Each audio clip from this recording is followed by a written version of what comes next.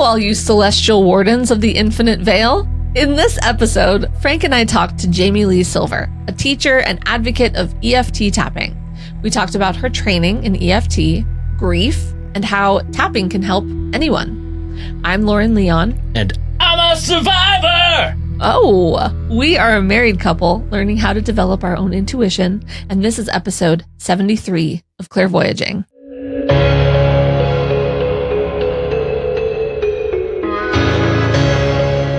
Wayfeather Media presents Clairvoyaging.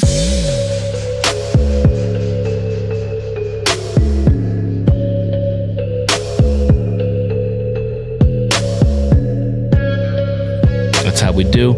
Hello. Wow. Hi. Okay, what's going on, everybody? I expected more. No, I'm leaving it open for possibilities. Lauren's holding space for other hosts. I was trying to go with the beat. Got it. Hi, guys. What's happening? What is going on? We have a great episode today. We do. Yeah. Frank? Mm-hmm. You feeling good? Feeling great. How about you? Fantastic. Oh, that's nice. It's funny because we just interviewed two different guests, Josh Gaines and Bonna Wynn, who were both from Portland. And then I took a trip to Portland for work. And that is a cool city. Yeah. I just got back. Well, I say yeah. I didn't go. Lauren went for work. I sent you pictures, though. Yeah, I saw pictures. And The pictures looked cool. What a cool place. Anyway, I'm re-energized, but also quite tired. Guys, hold on. Also, Bonna was just on Otherworld. Right. Do we want to talk about that for a second? Well, we haven't heard the episode I know. yet. I just started it like 5 minutes before we started recording. Yeah, but how fun is that? Yeah. Jack. I'm going to go after Jack. That's it. We're coming for you, Jack. You're on my territory. You took our guest. Bonna's mine. Bonna's nobody's. Bonna belongs to Source. Bonna, yeah. Quick reminder, we are fundraising for our documentary. Mm-hmm. I have to say it. I'm sorry. It's fine. It's fine. But I mean, also we have a pre-roll that reminds everybody, but it's fine. Yeah, but this is very specific. We are doing a campaign. Yeah. So that we can do our film in Austin. So if you want to support it, go to clairvoyaging.com/support. It's click on the link. It says 501c3. We got a long way to go. It's fine. It's great. Okay. We make things work. We sure do. And now let's get to Jamie. Mm-hmm. We want to give you a trigger warning because some sensitive topics were discussed. It's how Jamie's story came about. So there is the conversation about suicide. So we just wanted to let you know that will be discussed in this episode. Prepare yourself for I called her a shot of espresso. Yeah. That is Jamie Lee Silver. As soon as we started talking, I was like, oh, I am so energized just from her enthusiasm and zest for life. So she's awesome. She is all about, what's it called? EFT? EFT. Also known as the Happy Tappies. And we literally did not call it that once. That you just coined that phrase. But I think I have a whole new, I think I know what my life's calling is now. It's really cool though. And we started showing our daughter Jean how to do it. And I feel like it's been helping. Yeah. So it's a very simple but effective practice. Yeah. And you get to hear how Jamie got into it and what it can do for you. Yeah. And with that, please enjoy Jamie Lee Silver. Let her rip! Jamie, thank you so much for joining us on Clairvoyaging. We love people's backstories, and I know that yours is it's very touching. Can you tell us about yourself and how you got into doing this EFT work? Absolutely. Thank you so much for asking. So I have always been a searcher for happiness. I was born into this world as an empath, absorbing all the emotions of everybody around me, but I didn't know that that's what it was. I just thought, why am I feeling so miserable when I have this great life? I don't get it. I don't get it. So I reached out to the music at the time John Denver is how I gained a foothold into happiness. And my quest became, I can get my own happiness on my own terms. And I know that it is something I can do. It's not a result of the circumstances I was born into or anything else. So my life was a quest for that. And for 35 years, I chanted every day, sometimes 2 hours or more a day, to bring up my own happiness and to have the world be transformed through this daily practice so everyone around me could be happy, because, an empath has a helper's heart. Yeah. And I'm sure you understand that. That's why you're here, right? Yeah. Yep. 2 empaths over here. We feel you. Yeah. Exactly. So my favorite thing in this whole wide world was being a mommy. And it seemed like I was just born for the task, and sitting on the floor or crawling around with my kids and then creating fun things for them to do and all that. And oh my God, so much fun. And I gave birth to Aaron Michael Silver, who is just like a bright light of a sun, who just sheds his light wherever he goes.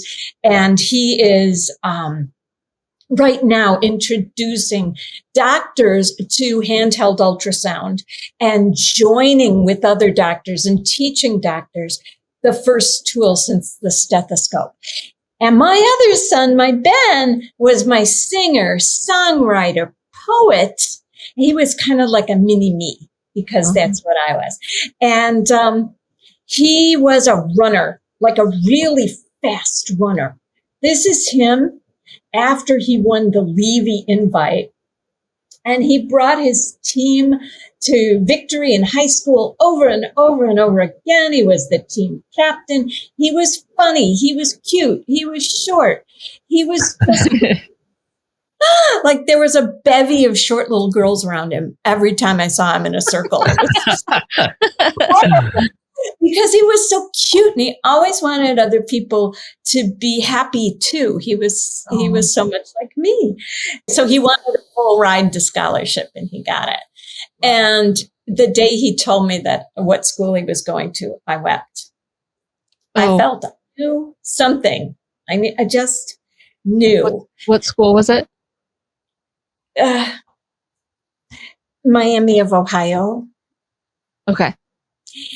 I just felt like it wasn't the school to bring forth his creative talents. Oh, okay. Okay. Yeah. And so he was there. And from the minute he got there, something was up with his ankle and he couldn't run. So the self-professed shortest boy on campus could not do the thing that put him on the map. Yeah. Wow. I mean, people would come out to see Ben run who had just heard about him for the past 6 years. Wow. Oh my gosh. They didn't even know him because he was what they call a running phenom. And he beat kids that were way taller than he was. He just got inducted to his high school Hall of Fame. Oh my gosh, that's amazing. Oh my gosh. But he couldn't run a college. And I knew. He ended up through this terrible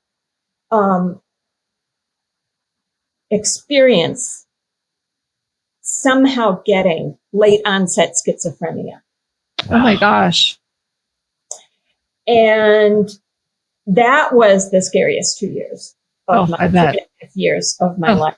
Yeah. I just woke up every morning like, what can I do to keep my son alive today? What can I do to keep my son alive today? And anyway, I'm not going to go into detail, but anybody who's been there knows that that's a fresh hell. nobody Yeah. wants to go through. Yeah. Especially given the 3D kind of our medicine that we have compared to, I don't think it's a 3D problem. I think there is so much more to it. And my studies since then have really shown it. Yeah. So he ended up ending his suffering.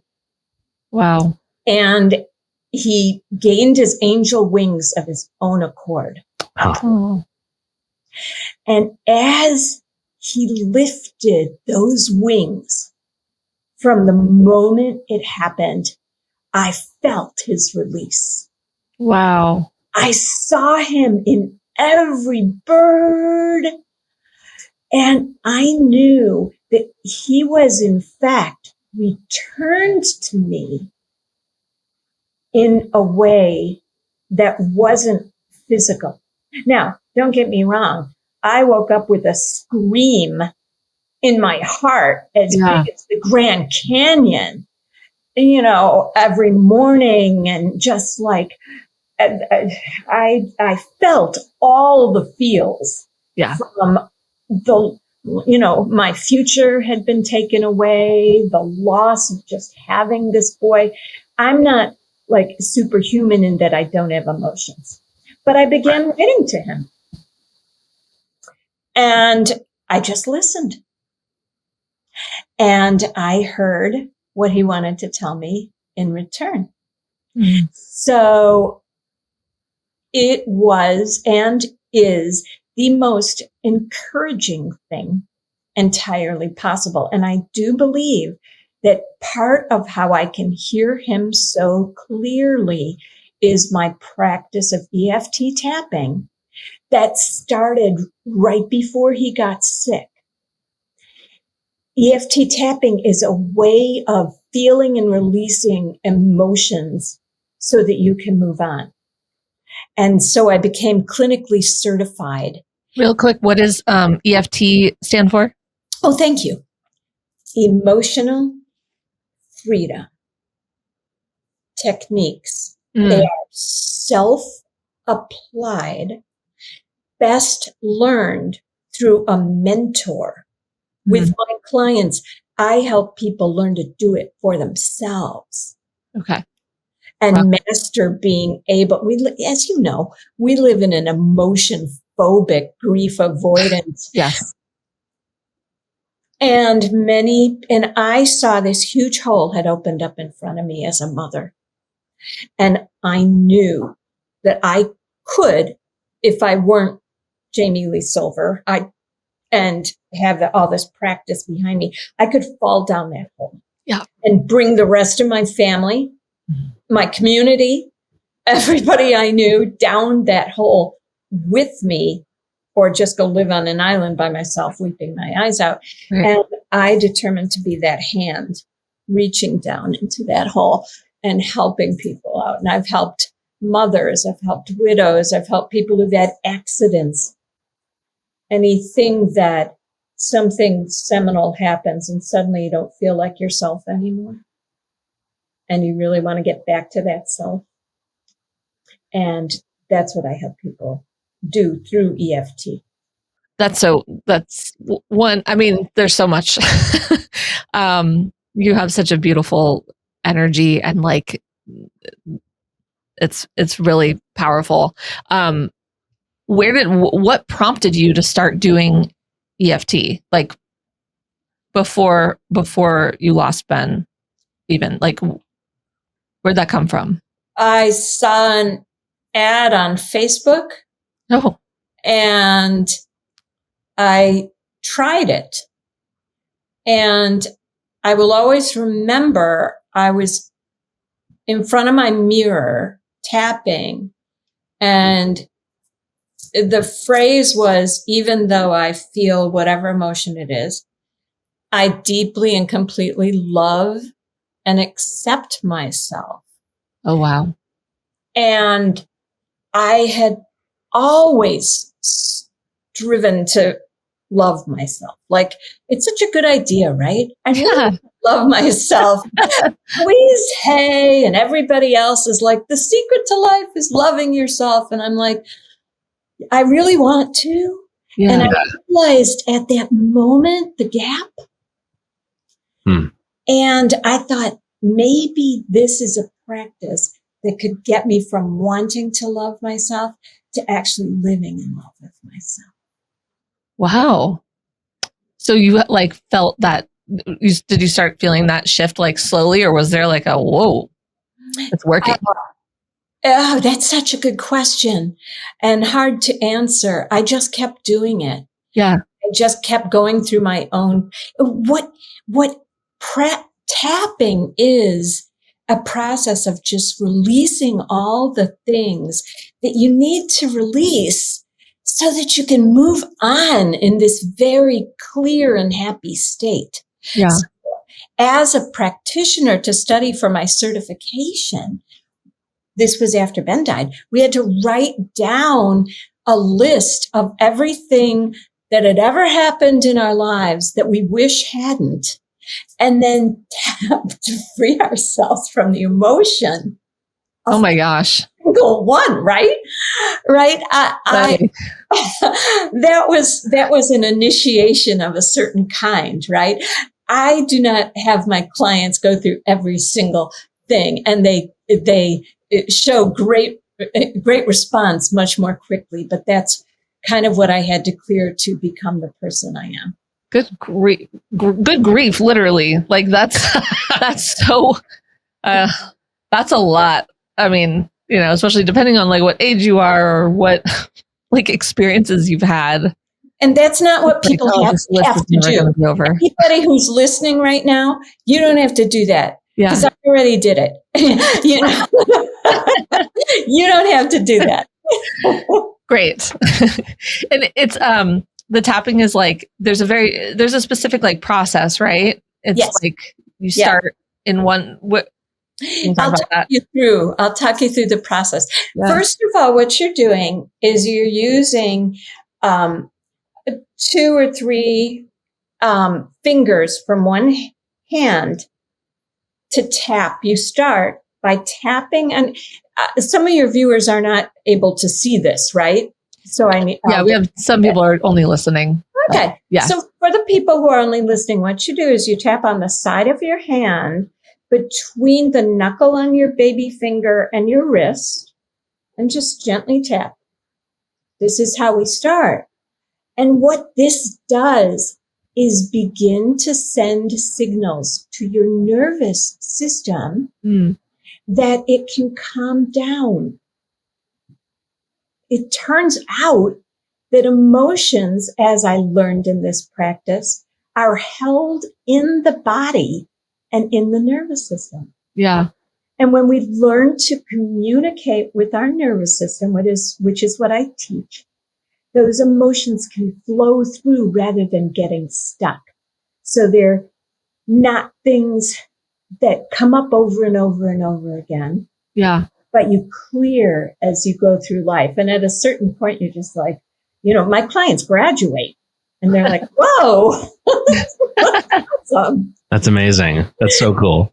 So you start on the side of the hand with a phrase that, and you get, I usually lead a meditation, a short one, and get people in touch with something that might have affected them. We can do a demonstration if you want, or I can talk about it, or both.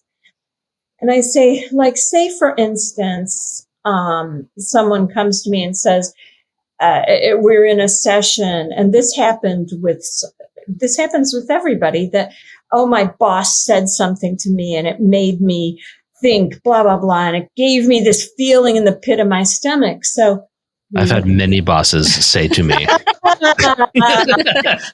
There you go. And you say, even though you can still feel it in the memory, right? Even though you feel this knot in your stomach, just thinking about the time the boss said whatever it was to you, I deeply and completely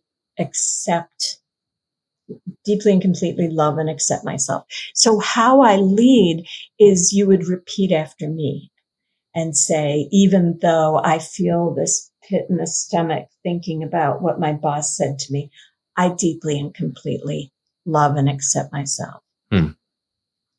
And So you're essentially like overriding, you're reprogramming your own. by tuning in first, Yeah. Right. we tune into that just enough to accept that it's there.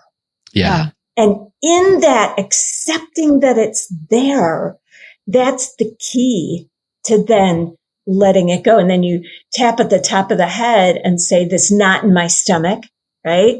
This knot. And then you tap on your forehead between your eyebrows, this knot in my stomach. So you're just tuning into it in kind of a friendly way. Like, oh, hello, knot in my stomach, and then side of the eye, this knot in my stomach.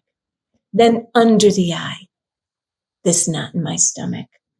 Under the nose. Do you do it on both sides? You can do both, one or the other. Uh-huh. It's very forgiving. You get to choose. Oh, that's nice. And so the whole time you're saying, like when you start on your head, you say, even though I feel this knot in my stomach. The even though is just for the hand. Oh, okay. Yeah, 3 times. Thanks for clarifying. Okay. Okay. And then you just kind of move through. How long do you spend on each spot? Like that. Okay. Like a couple of seconds. And something that I ask before each round where we tap is, how high is the emotional intensity? Because it can start at an 8. We do one round of tapping and you look at me and you go, it's a 4. I don't get how it happened, but it did. And we keep tapping and it's a 0. And you think I can see it, but I can't feel it anymore. And that's when you've done it. Wait, I feel like this would be very helpful for kids. Because it seems very approachable. Yeah. And kids are so fast. Yeah. One round with them and they're just like, I'm done. And you know when they're done, when they just stop and walk away and they're suddenly just better.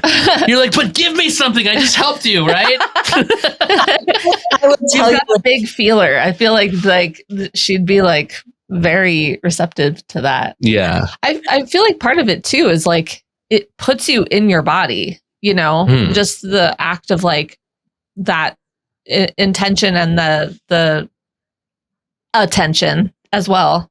Yeah. Kind of puts you right in your body. And like, do people, when they're doing it, do they like cry or do they have like, do they have like emotional releases? Sometimes. Yeah. Mm-hmm. Or is it just like, is it usually just, I'm better now, thank God? Sometimes there's an emotional release. Sometimes just tuning into it is the release. Yeah. I just remembered that's kind of important. Yeah, that is. I just remembered that the first time I even learned about this actually was I was having panic attacks like about a month after my brother died. This was like 20 years ago. And I think it was like, I would have these like breathe, this feeling like I couldn't breathe right, but it was like, attached to my anxiety. And I think I could have kept doing it, obviously. Well, it's funny because a couple times. I feel like I was exposed to this like 20 years ago too. And I tried it a few times, but I feel like you're explaining it so much better than how I found it. I feel like, I don't know, I probably downloaded some instructions on like Napster or something. I have no idea. Napster. But yeah, this is really interesting. Can I ask you a question? Like, what is the importance of the various locations that you're tapping? Each correspond to acupressure points, acupuncture points, and this particular prescription almost of where to tap came about through the early founders of EFT tapping. So it's not necessarily important to know which meridian you're tapping, but it's a complete kind of a holograph of emotional points to touch into. So it's like, what are the needles? ADD. Acupuncture. It's like acupuncture. It's like self acupuncture without the ouchie. Emotional acupuncture. Emotional acupuncture. Whoa. So obviously this helped you release, like you had already been doing it and then you were hit with this insane, just immense amount of grief.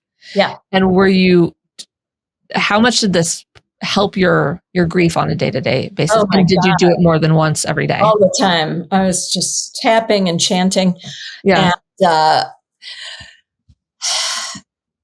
And I went and saw professionals to get help from tapping. And one of them wasn't very good. And that led me to further seek. And I also thought if two of them actually weren't. And I thought, if this is what people are saying is tapping, I know that there's someone that can teach me better.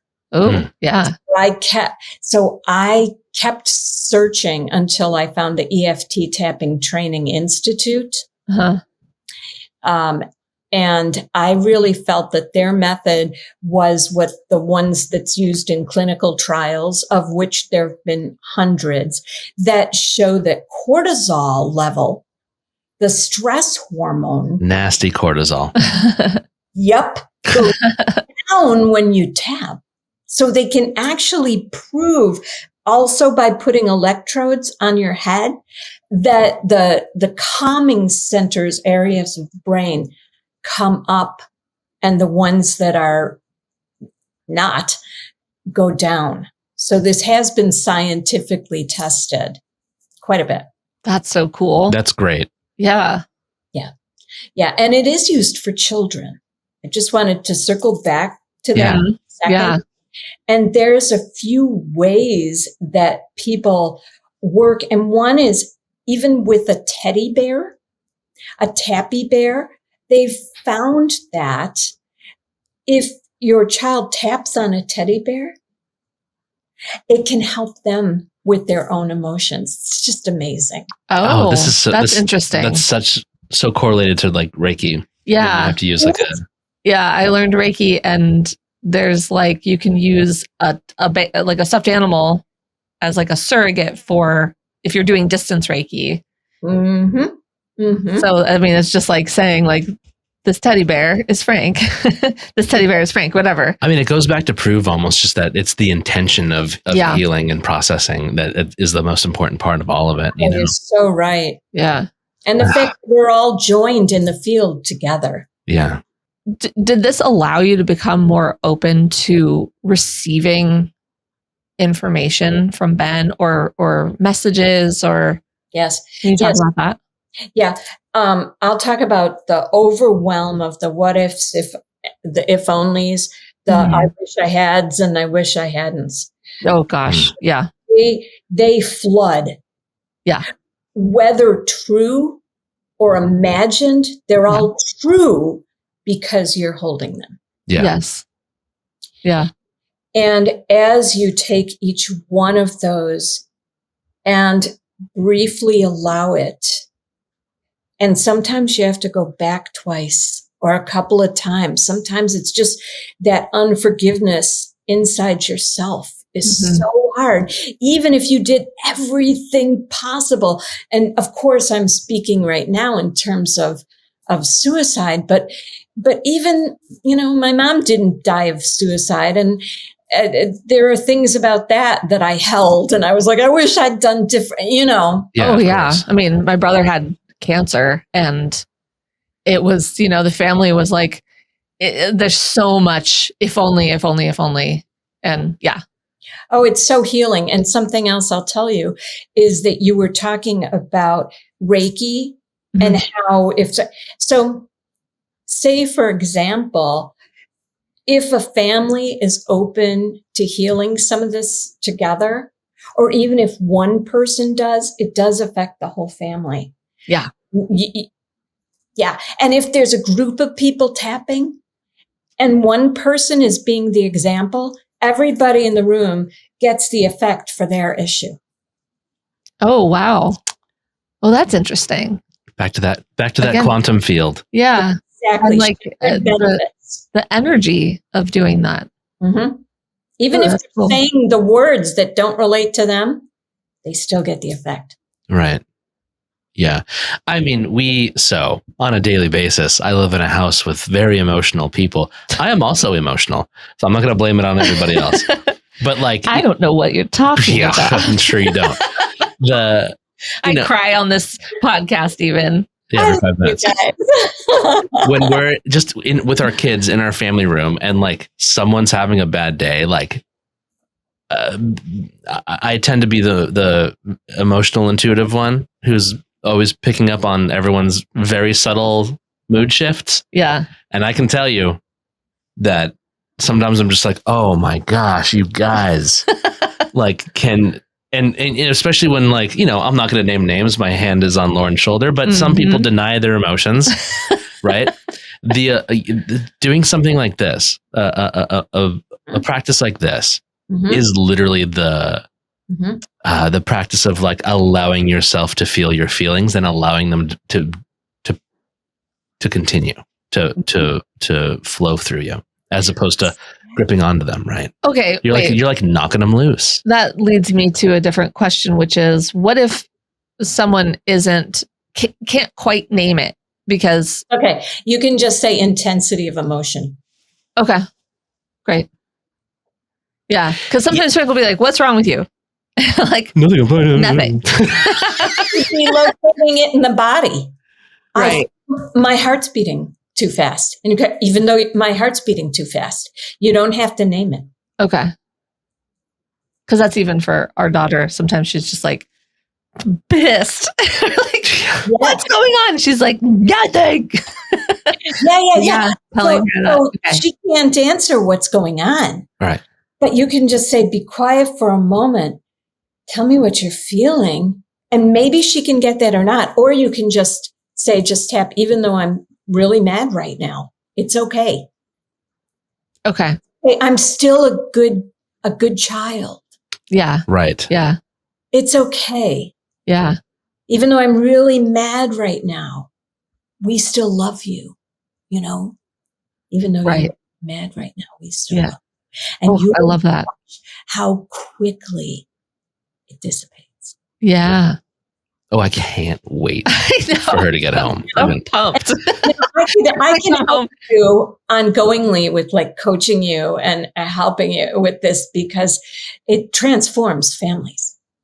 I bet.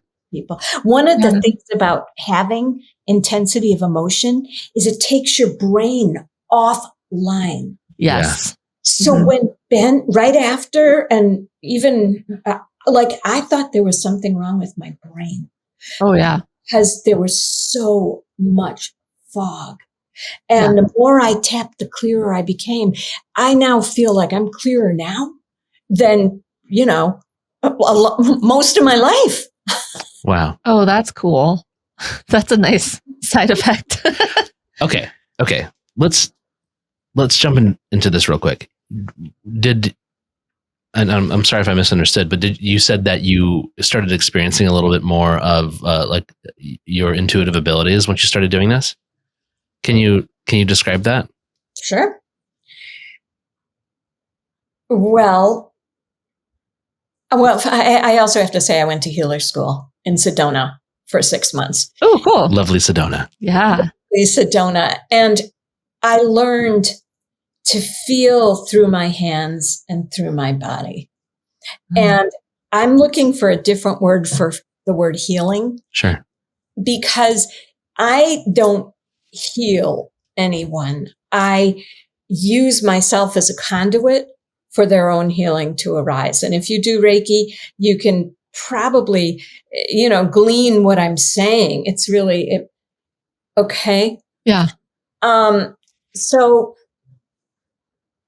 when Ben died, that feeling of like, whoa, my beloved is not suffering any longer. That hit me like a ton of bricks. Yeah. And whether that was, I'd also experienced it before with other people when they left their physical body, Mhm. to be able to feel that release. Hmm. And then really, I can teach people how to do this, Frank. And maybe I don't even need to teach people. There may be some people listening right now who have a loved one. I call them loved one in spirit, who they would like to be in touch with. And I really think it's partly a matter of just trying it. Yeah. Picking up a pen. And would you like me to read my first, how he wrote the first time for me? Yeah. Yes. Wrote? Yeah. Go, say more. Yeah. I mean, I listened, Okay. wrote it down. Oh, got it. Got it. Oh, okay. Take hold of my hand. Okay.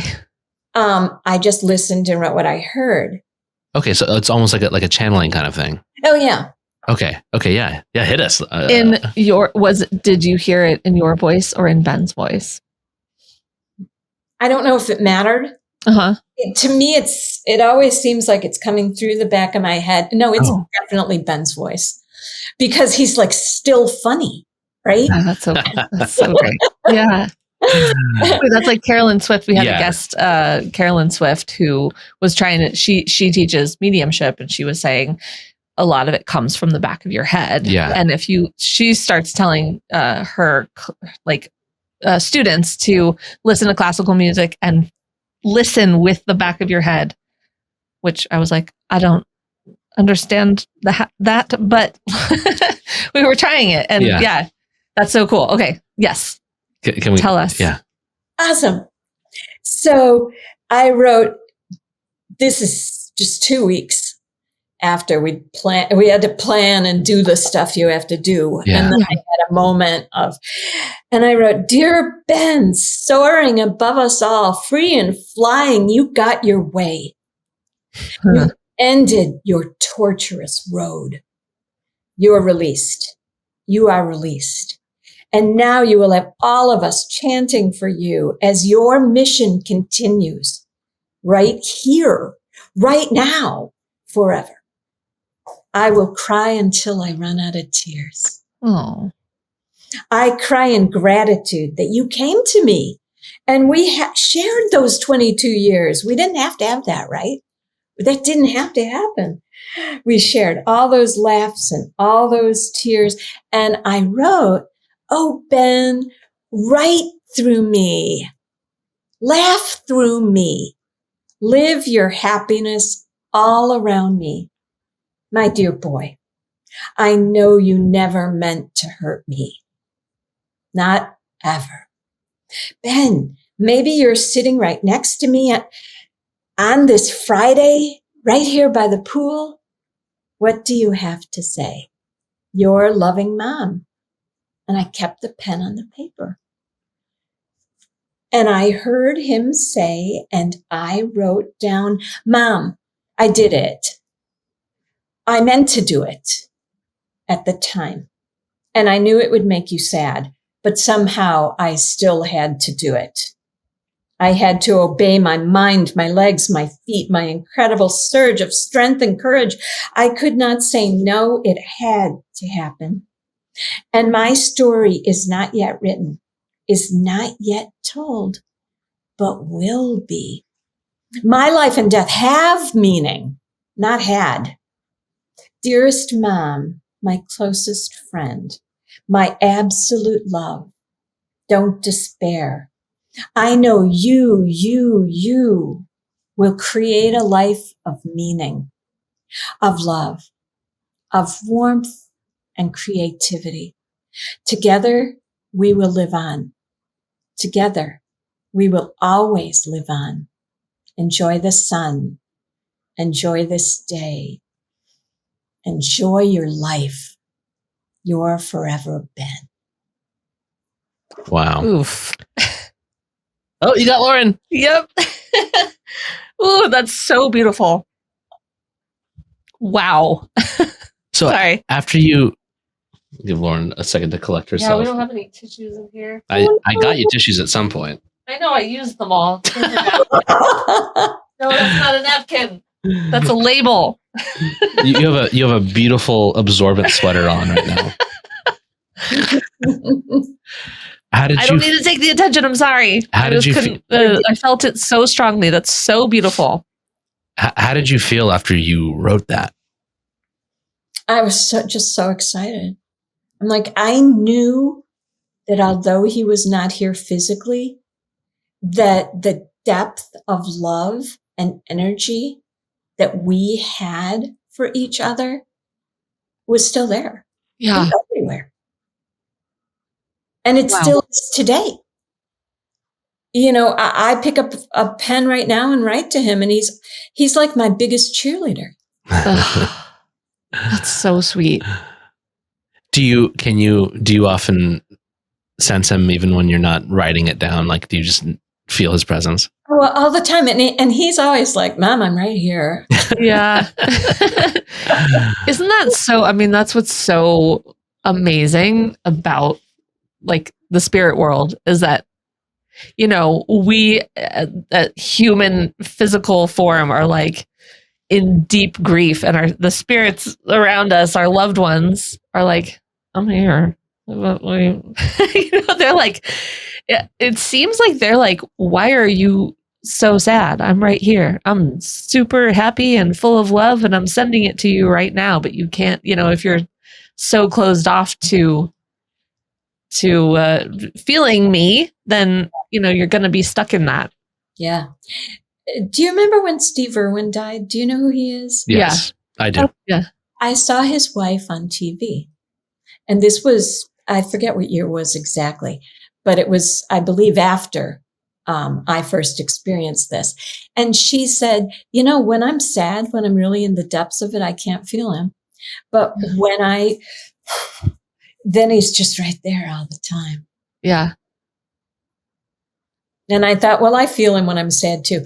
And he knows, because I've written all kinds of apologies for things I wish he'd done differently. And one of my favorite stories is I just suddenly something I wished I'd done differently came up in my mind, and I wrote him a note, and I'm like, I wish that time that I hadn't.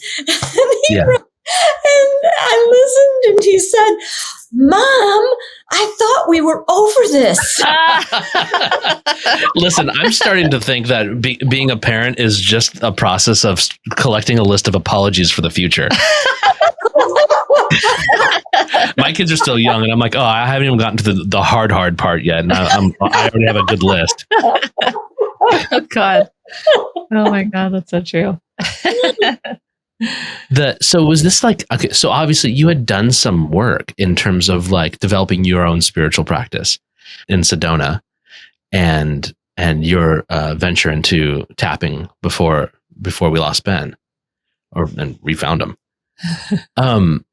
Losing someone close to you, I know can like kickstart an entire new opening and understanding of this. Did this moment where you're writing this thing down, right? This channeled message, like, did this unlock an entire new understanding for you of like how this works? Because I now refer to life and living as phase 1.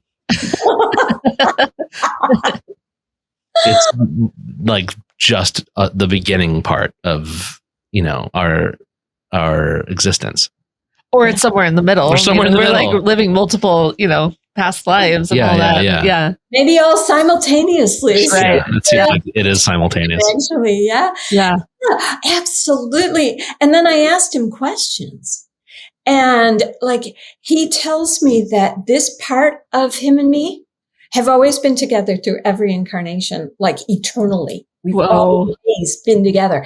Yeah. And that no matter, and that he's basically, he can be anywhere. He can be with Aaron. He can be running with his friend Michelle. He can be with his dad. He can be everywhere. But still, this part of him that is our energetic connection will always be where it is, no matter where he's reborn, no matter what happens. This is an eternal bond. Yeah. That's so nice. That's so beautiful. And also, I was going to ask, that, like, if you've asked him kind of like, like behind the scenes questions, like what's happening over on that side? You know, like, has he given you any like other Yeah. secrets? Secrets. He has. And one of the things that we did, and honestly, I barely take credit for it because it was really his friends and our best friend family founded something called Ben's Memorial Mile. And we've raised over $200,000. Oh my gosh. Oh, On my gosh. Next one is August 9th in Downers Grove, Illinois. And it's a mile. And we have this festival in the park with live music. And then people run a mile. Anyway, Oh my gosh. it has Benergy. That's what I said. Benergy. Yes. What do those proceeds go to something, or what is that? Yeah, they go to the National Alliance of Mental Illness, so that when actually when the people in the town, when there is a problem with somebody, or maybe the police have to be called, they refer them to NAMI. And NAMI helps in whatever way they can. So I'm helping that community.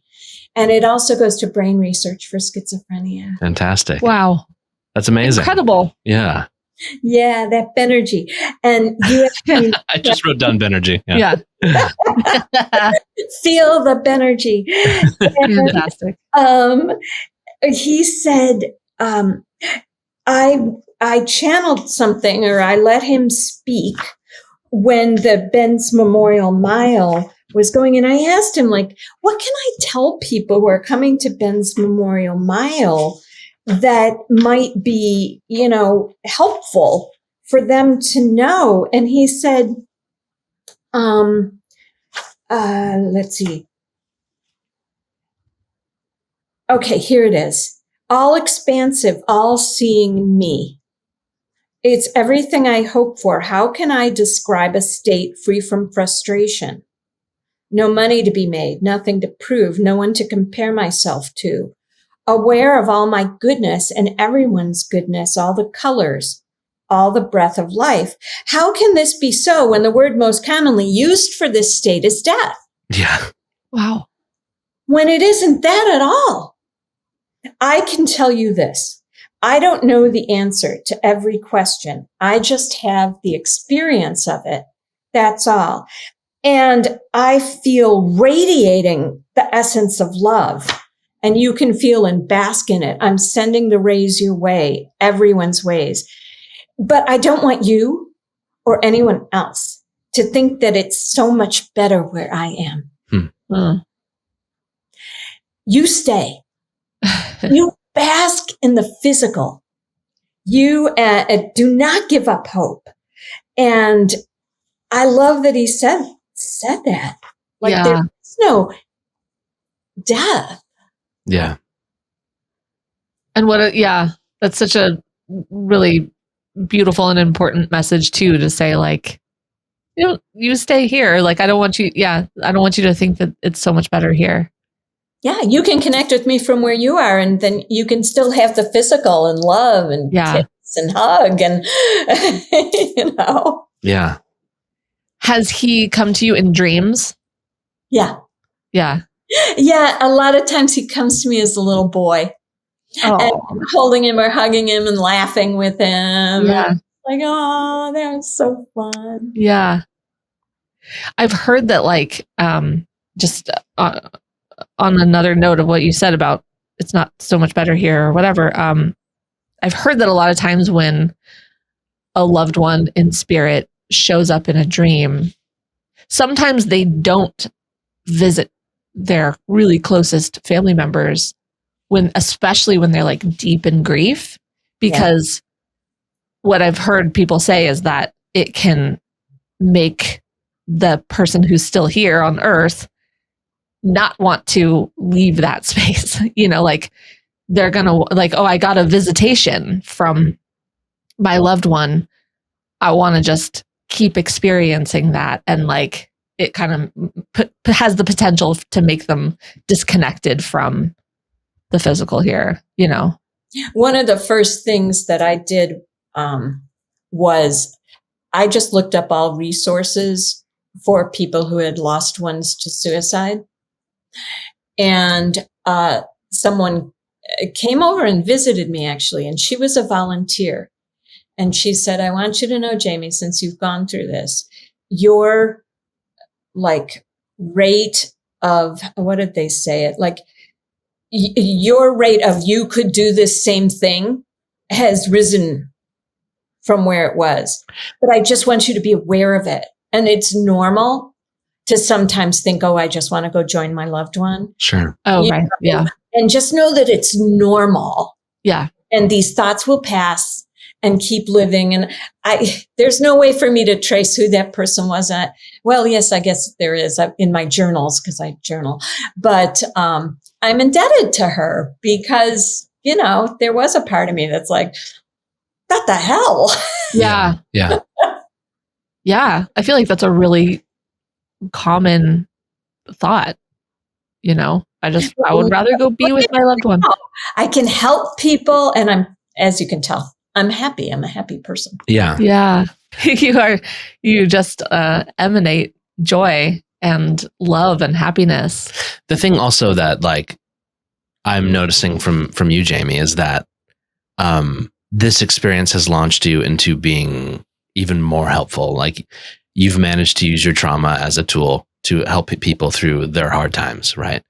So even though like what you were saying, if you found out that you can channel a loved one, like, oh, are you going to spend now 24 hours a day channeling, basically, because of that, you're processing your grief in maybe an unhealthy way. Mm-hmm. Jamie's turned it around and made it like you've done all this stuff to help people process their stuff, and that's like so incredible. Yeah, such a proper use of grief, if there is such a thing. I think that's amazing. Thank you. Well, yeah, when you were talking about a different word for healing, I mean, I feel like you're helping transmute. Yeah. And also like alchemize, you know. So I feel like that's your maybe one of those types of words. Thank you. Yeah. Something you said earlier that like really stuck out to me is that, because I'm a very God, I say this on every episode now. But I want to use myself as an example. I'm a very heady person. Like I'm always, this doesn't go quiet. Like even in my meditations, like it's not a thing. But you're talking about how like tapping in particular helps. You're it's almost like it's like a fidget spinner for spirituality. You're busy, but like it maybe shuts you down just a little bit. And like, that made me think, oh man, I wonder if that's the trick to like being more open and receptive. I have a hard time being in a position of receptivity because I'm always generating thoughts and ideas and all that stuff. But it seems like this might be the fidget spinner I've been looking for. This could have a huge impact for you. Yeah. You hear that? Oh, you hear that, people out there with your brains? Yeah. Yeah. Everybody with the brains. If you got the brains, look out. Yeah. Yeah. EFT. There are times I've even tapped on, even though my brain is racing. Yeah. My brain is racing out of control. It's okay. It's okay to have this racing brain.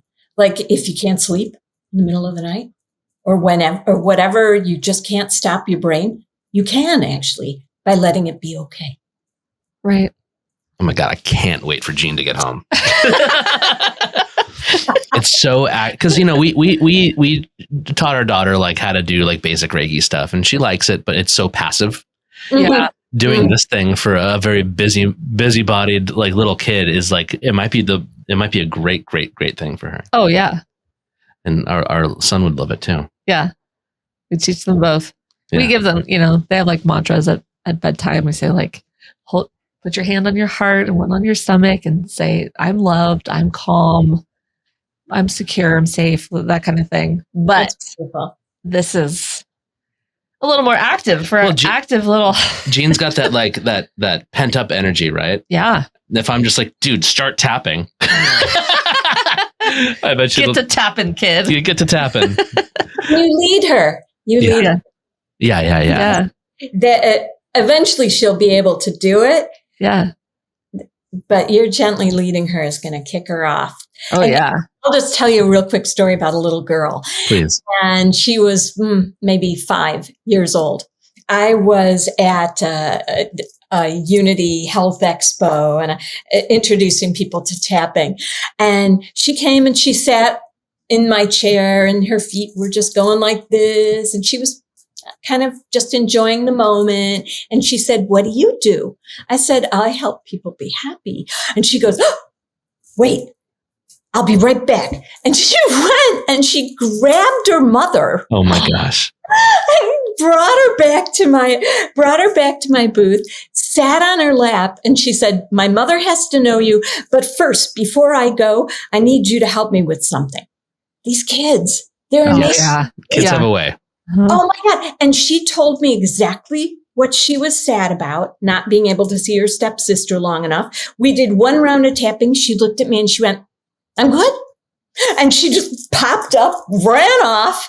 Oh. And I worked with all of the members of that family for a little while until they were like, "We're good." That's awesome. Bless her. That is so cute. They truly know. Like, I really feel like, especially the kids that are being Oh my God. Kids have a way out these days. Kids have a way of calling you out in a way that you can't contest. You just have to like, you just have to like submit to it. Yeah. Sometimes both of my kids will do that to me. I'm like, I can't even say, and if I say anything, it'll just sound like, nuh-uh. It renders me a kid. City, don't they? It's so Oh funny. my gosh. Yeah. Well, oh my gosh, Jamie, you are, what a joy. I can't say enough about how like you are like a shot of espresso in the best way. Like literally we started this interview and I was like, "Oh, I just feel tired." And then within like 3 minutes, I'm like, "And what's next? Yeah. Talk to me more, Jamie." What a gift. It's so beautiful. yeah. Thank you so much for spending time with us today. Yeah. Tell everybody where to find you and what you're working on next. My website is Tap for Happiness. And I have a 10-week program for people to go through if they just want to like tackle one thing. It's like, this is the thing. And I meet via Zoom with people all over the world. And it's perfect because, like I said, you teach yourself, I teach you how to do it. So my greatest excitement is, first of all, with every session that we spend together, by the end, you're like, "Wow, I feel so much better," right? Mm-hmm. And you really can take something that you need to work on. I've helped people everything from find someone to be partners with in their life, to accidents, like I said, anything. So I have, my email is tapforhappiness@gmail.com. Mm-hmm. And my name is Jamie Lee Silver. And reach out to me and you can have your own free moment with me where you get to see how my energy might help you and determine that for yourself. That's awesome. Yeah. You're a great person. Thank you so much for talking to us. Yeah. Thank you so much. And thank you also for like, I know a lot of these conversations, like a lot of these, it's a very vulnerable position to put yourself in to talk about this stuff because it's hard. But, you know, again, like, thank you so much for like sharing that vulnerability and helping people maybe get to the next phase of their lives that they need to get to. That's my prayer and hope every day. Thank you for listening. Visit clairvoyaging.com for merchandise or to access free resources to help you on your spiritual journey. Subscribe to our Patreon for more content or join for free to chat with us. Clairvoyaging is a fiscally sponsored project of Fractured Atlas, a 501c3 charity. Make a tax-deductible donation to support our mission to foster understanding, respect, and curiosity for diverse spiritual belief systems. Clairvoyaging is a production of Wayfeather Media.